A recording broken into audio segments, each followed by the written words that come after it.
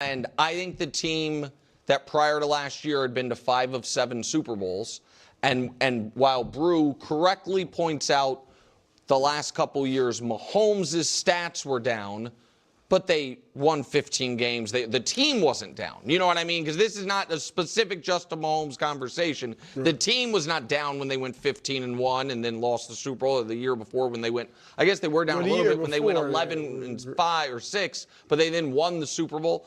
And so I think the Chiefs. Let me put it like this. I think there is, and I believe in the Broncos to a degree. I said I liked the trade, and I begrudgingly gave them the respect as it went on. But I think the Broncos' year is more likely to be, I think both years last year were a little bit of a fluke. The Broncos more so. I think the Chiefs' year, I don't want to call it a fluke. They deserve to be a bad team, but there was an outlier year in the negative way. I think the Broncos' year is probably going to be a bit of an outlier in the 14 wins major positive way. Sure. If that's, you know what I mean? So I don't think they'll win 14. Right. I think the Chiefs still deserve to be the favorites at the very least in their own division, which they are. Yeah. So, I ended up splitting this particular segment into 2 separate pieces because I wanted to dedicate one full discussion to the Kansas City Chiefs, and then I really wanted to zero in on the Denver Broncos individually. The reason for that is the conversation around how both of these teams, in a sense, were labeled as outliers, right? The argument goes that the Broncos, essentially, were good last year and had the level of success they achieved, and that was supposedly an outlier. Meanwhile, the Chiefs not being overwhelmingly dominant, that, too, was framed as an outlier. And my immediate reaction is, oh, really? Is that actually the case? Well, let's think about it. One of these franchises is legitimately trending in an upward direction, with a quarterback whose trajectory is also pointing up, while the other is quite clearly moving in the opposite direction. So, what the Chiefs managed to do last year? That was not some aberration. That was the norm. That was the standard. Now, look, the Kansas City Chiefs absolutely won the Super Bowl in 2023, and they deserve an immense amount of credit for that accomplishment. They deserve all the praise in the world for that run. But let's be honest, they were not the best team that season.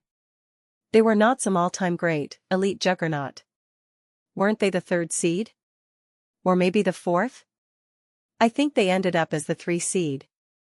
I'm trying to remember. Regardless, that's precisely why they found themselves on the road against Buffalo, and then on the road again against Baltimore. I mean, the Ravens were a better team overall. Again, the Chiefs beat them, and they deserve full credit for that victory. Absolutely. But I think it's fair to acknowledge that the San Francisco 49ers gave that game away in many respects. And Patrick Mahomes? He was not great that season. That is an undeniable fact. He was not great in 2023, and he certainly wasn't great in 2024. He was not playing at his usual elite level. And once again, they deserve all the credit in the world for what they accomplished. They got to the mountaintop. They had success. There's no disputing that.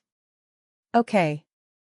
So, the consistent reality between those 2 seasons and the difference between then and now boils down to a couple of key factors. Number 1, the Kansas City Chiefs were no longer able to simply bully their division the way they had in previous years. If they had been able to do that, if the Broncos, the Raiders, and the Chargers were still automatic, embedded wins, the Chiefs would have made the playoffs again last season. Absolutely. Those victories were no longer low-hanging fruit for them. Let alone the tougher matchups on their schedule, like against the Eagles or the Jaguars, right? And it's like, okay, congratulations. You were still able to beat the Ravens. Good job. You beat the Raiders. Good job. You beat Marcus Mariota and the Commanders. Good job. Absolutely. But alongside that, you have to factor in Patrick Mahomes' poor play, which he undeniably exhibited in both 2023 and 2024. These aren't opinions, these are just the statistics. I don't know what else to tell you. These are the actual, legitimate facts. His last 3 seasons, this is what the numbers show. This is a breakdown that First Things First came up with. This isn't my original research. This is what they presented. And it absolutely, undeniably hurt the Chiefs last season. There's no way around it. They were not able to overcome it.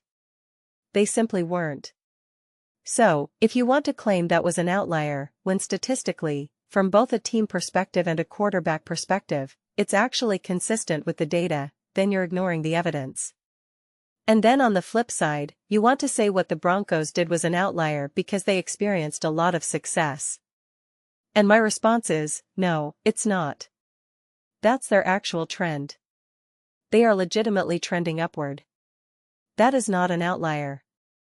Now, listen, I agree with you when you ask whether they're going to win 14 games again. No. I don't ever look at a team that wins 14 or 15 games and assume that's going to be their baseline forever. That's not how I think. When I evaluate a great team, when I look at an elite team, I'm thinking about what's realistically on the table for them year to year. That range is anywhere between 12 wins and upward, right?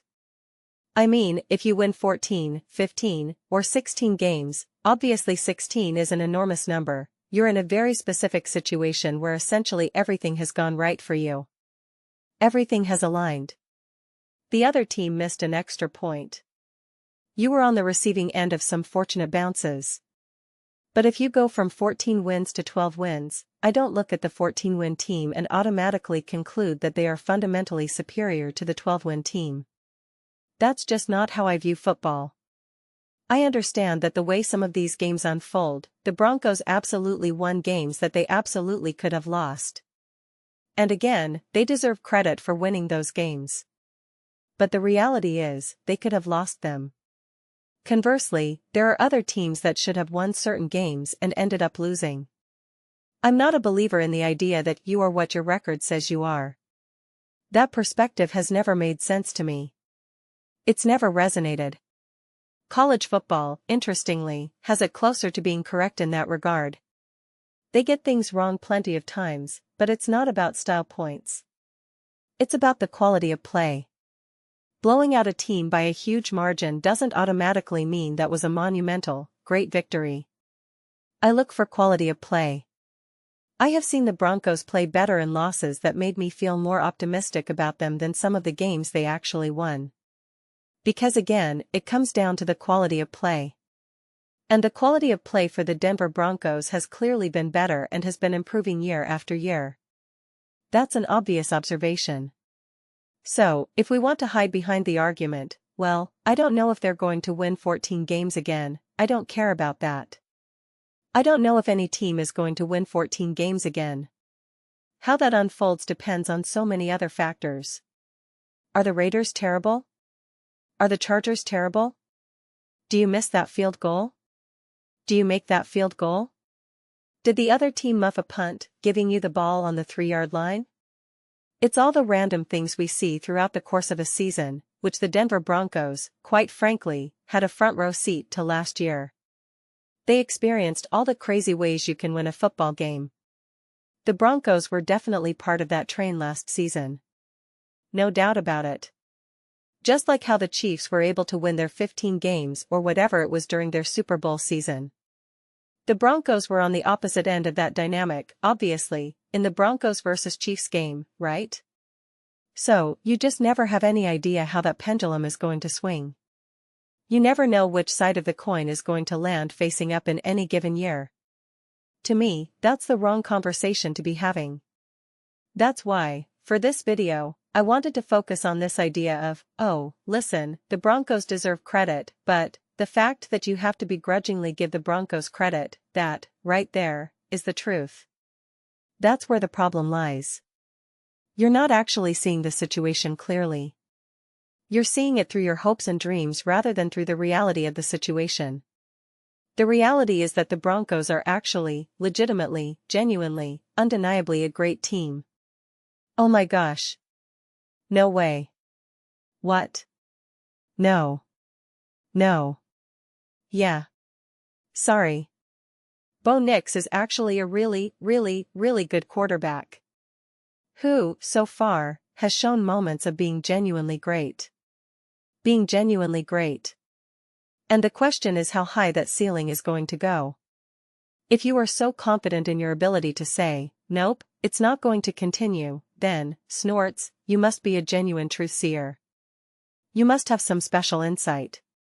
If you truly believe that we've already seen the best of Bo Nix and that he's actually going to come back down to earth, then, well.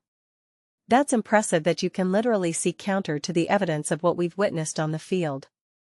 It makes way more sense if you say, I think he's going to be great and be brilliant. And I can't even say, well, what makes you such a truth seer? Because that's what we're seeing. That's what we've seen, even just looking at last year. Yeah, was it a perfect season? Obviously not. But you can see the progression. You can see the moments. You can see the big plays. Etc., etc. That, again, makes more sense as a trend.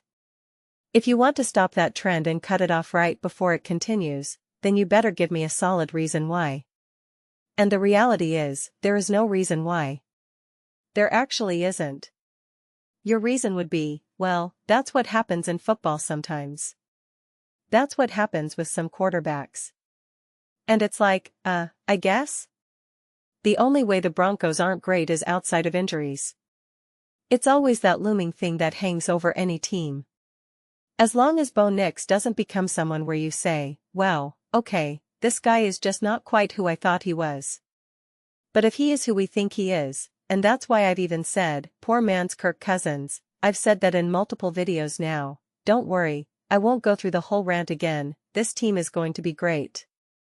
And as long as something like the defense or the offensive line doesn't just collapse. As long as you don't have a situation where you're saying, how did this defense go from top 5 to bottom 5? Right? As long as you don't have one of those situations where you're just like, what the heck just happened here? The offensive line has been a big strength for the Broncos.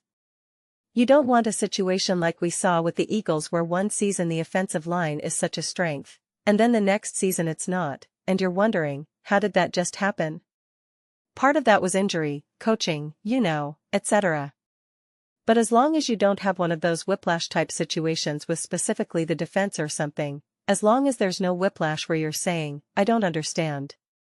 I was anticipating this offensive line to be good, and now their pass block win rate is 60% or 40% or 55%, as long as I'm not coming on here saying something like that, this team will be legit. This team will be great. This team will be awesome. Stop trying to talk about outliers and flukes. The Broncos under Sean Payton have gotten better every single year. Even including the Russell Wilson year. They've gotten better, and they've gotten farther in the playoffs. They didn't make the playoffs, then they made the playoffs, then they made the playoffs again, then they won a playoff game. They've actually gotten better.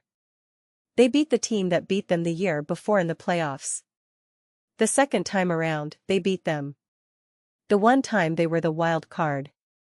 The next time, check the notes, they were the number 1 seed with home field advantage and a bye. That's called progress. It's called progress. And clearly, we know how good the Broncos actually were when you see how the other teams looked against the Patriots and what the Broncos were able to do against them. But Jared Stidham in a blizzard, tsunami, tornado, whatever the heck that weather was. And then we saw what the Super Bowl looked like. That adds even more clarification as to just how great and legit the Denver Broncos actually were. That's why, like I said, you can't just go by wins and losses. You just can't. This team can win 12 games next season, and I could think that they're significantly better than they were last season. That's just the way it goes. So, I'm not going to hide behind a record or this or that. That's why, for this video, I'm focused on this notion that what the Broncos did was, in some way, just a little bit of an illusion. Don't look over here, look over there. And what the Chiefs did was, don't worry about what you've been seeing for years now. And I'm not going to hide behind Super Bowl success either. It's just not. It's just. I mean, look at how the Eagles absolutely destroyed the Kansas City Chiefs. Absolutely destroyed them. Yeah, the Chiefs got to the Super Bowl, undeniably. But when they finally faced a team that was like, we actually know how to play in big games, unlike the Texans, unlike the Bills, what happens? Oh, that's right. You got absolutely obliterated. And there's now more of an equalization around the NFL right now.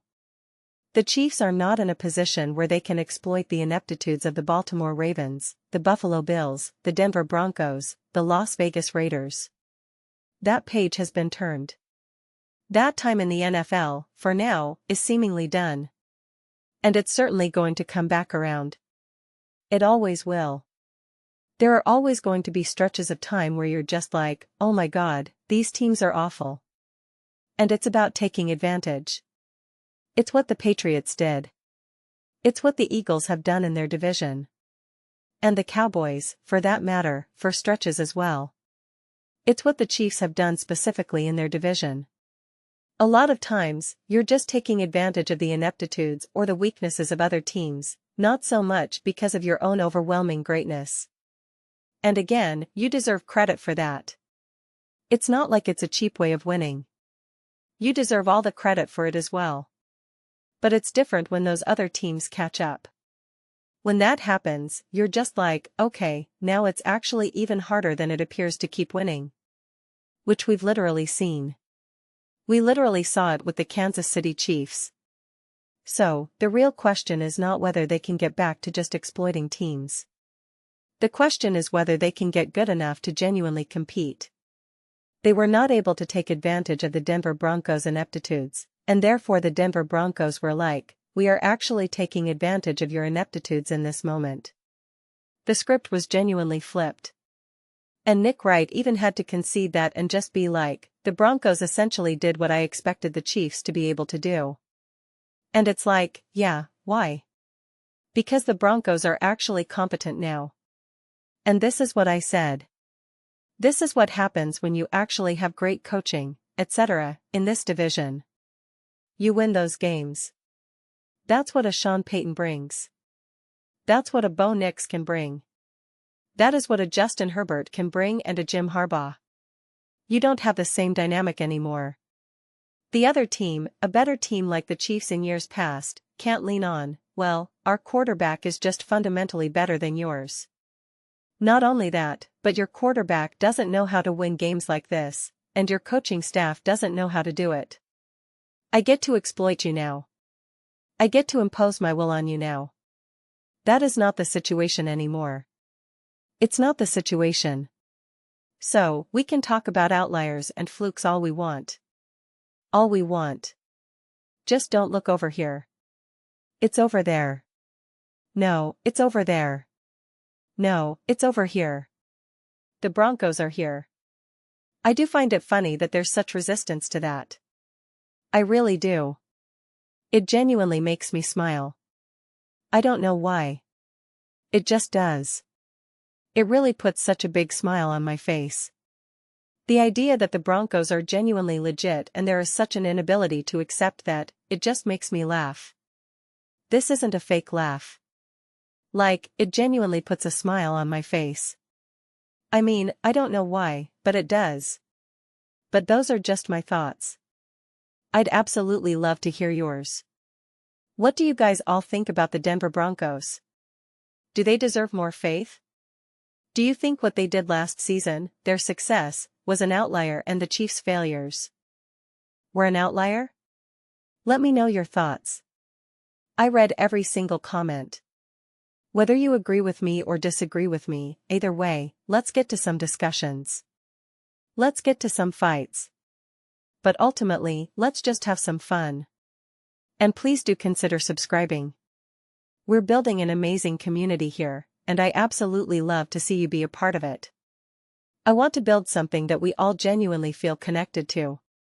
Something that we're really excited to be part of. I think we're well on our way to doing it. Please don't forget to give this video a thumbs up, as it really does help with visibility and the algorithm. Thank you so much. See you next time.